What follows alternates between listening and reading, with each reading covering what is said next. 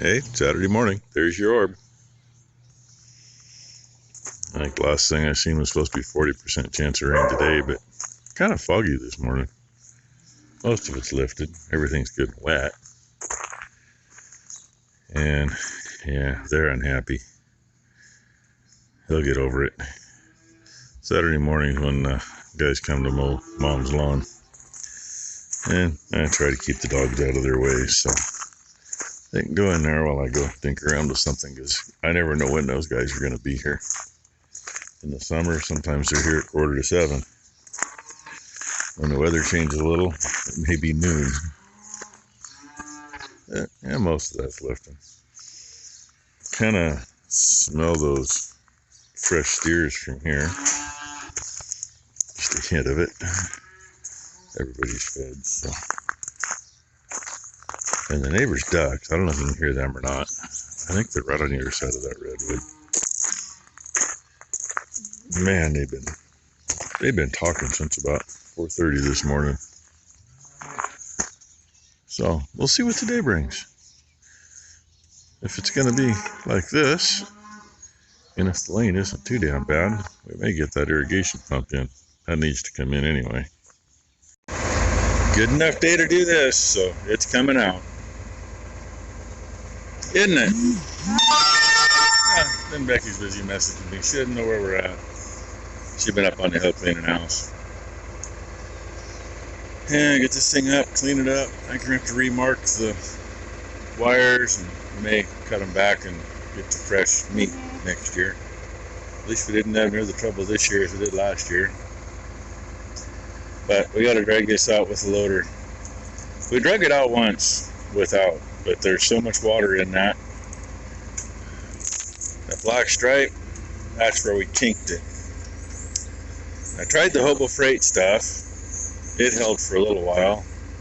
Tape's on there for two reasons. One, so we know where the bad spot is, and two, at least while it's sucking, it won't leak.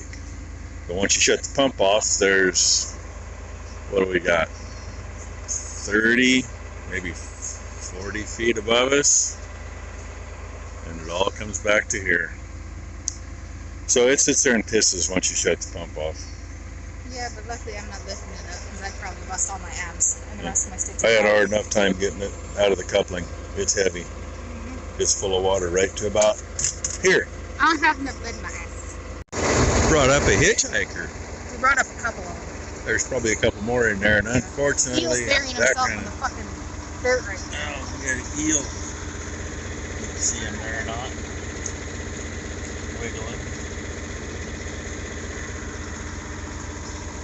God, the damn thing moved wrong. Hey, we got another one over here. Says, I want the hell out of here. I didn't like that ride.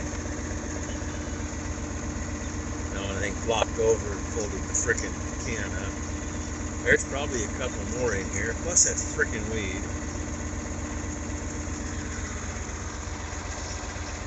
Take a look back here and see how many might have taken off on the way up, but I don't see any. If there are any, they're clear down there, and if they're clear down there, well, they probably already got back in the water. Oh, I see one beside the tin. He's backing down the hill. Middle of the screen. There's, looks like another one down lower. He's just about in the water. I got the big one already put in the water, and the one that was down by the tin, she just popped out with this one. Says she's found like 20 eels in there. Dig all this crap out down here because we don't need to take it up. But I'm gonna go put him in the water. Yeah. Okay, fine. She trumped me. She says she's putting him in the water. He's pissed. Get him in the water. Quit doing that or I'm gonna drop you. Well, get him to the water. Quit screwing around or he's gonna bite your ass. Let him. Only do it once. That's just a baby. But hey, and she falls on her ass. Trying to get so you can see the release. As I fall on my ass. There we go. And the others are over here. Moved the tin and a about a 3-inch diameter froggy come out. She's gonna fall on her ass. Yeah, it's slick down here. I was starting to say, Josh Wellner, he's usually in the comments. He hadn't been so much lately, but most of the time. He's got a channel. Go check it out. One of his shorts. He's got the smallest lobster. He's a lobsterman in Maine. Got one of the smallest lobsters that he's ever seen. And he has it. He thinks he had something in it. Breaking out. Oh, probably because the weed that's in the creek. He's got it in a pop bottle or a water bottle cap. It actually came up in his trap, so it had to have been piggybacking. But you know how big a water bottle cap is, right? He's got the cap sitting there upside down and it fits inside it. Tiny little bugger. It's one of his more recent shorts, so go check it out.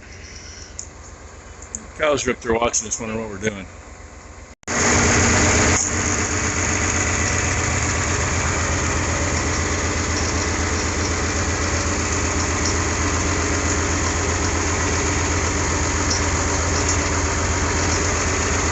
Just a little tight. He was still outside and Becky came home an hour ago. This morning I was dinking with this. Anybody knows what that is? Give you an idea, they come in pairs. And they ride like that. They slip over a bearing. The 3 brand new ones. Free cross feed on a New Holland baler. 420, 425, 426. They all use that on the tail end of the cross feed.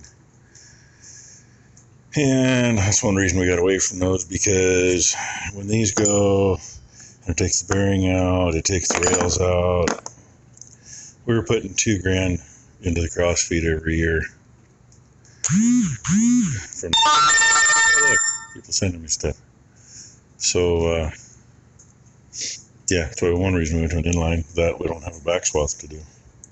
But I got to figure something which they'll fit over this. I'm going to see if I got a small enough pipe expander to expand that so it's a tight fit. Oops. And take a short piece of this. I'll hold it right there. It's actually got just about the right friction. I tried a few other things. I really don't want to waste these, and that's way bigger than it needs to be. And this, it's a urethane, and it tends to grab, so I don't want that either. And these are soft rubber. All you gotta do is hold it to it and it won't turn. So anyway, I'm gonna get that done today or not. But pump is cleaned up. All we gotta do is sticking bugs. Empties it, stuff like that work nicely. Because with all the freaking grey diggers around here anymore, we cover everything so they can't get into it. Otherwise, you know, you go to use it and it's full of grey digger crap and it won't work. So anyway, I'm gonna grab a bite to eat, get her off her ass, and she'll probably spend the rest of the day in the house with Becky, who knows. Yep, the elevator's over there again. Ties up there making noise. Got the suction line put away. Stuff the pump under a roof for now. It's going to get moved later. And it's one of these days. You got to have it. But it's too warm with it. Actually comfortable right now without it. Until it sprinkles and get a little breezy again. I think I found most of what I need to get those brakes made for the spools, I think. I just gotta see if I can make it work now. And listen to her make noise. As long as she's making noise, I know she's alright. I don't know, but I want to go back in the shop. It's warm in there. In case you're wondering, yes, the invasion has definitely begun. Little bastards are everywhere. Any dark spots you see on the floor is one that's been squished. I'm hoping they stay off of this stuff. I have gone through my head on this 15, 20, 40, 190 times. I don't know. Finally came up with that idea. Started out I was going to get this pipe to fit in the end of those and put a spring internal, and yeah, I'm like, well, there's no way to adjust it the way I was trying to figure it out. And I thought, oh, hey, wait. I got a piece of threaded rod here long enough. But you still run into the issue of I need to support those. I'm still contemplating exactly how I might add on to those. I don't know. But these were just a set of rubber bump stops.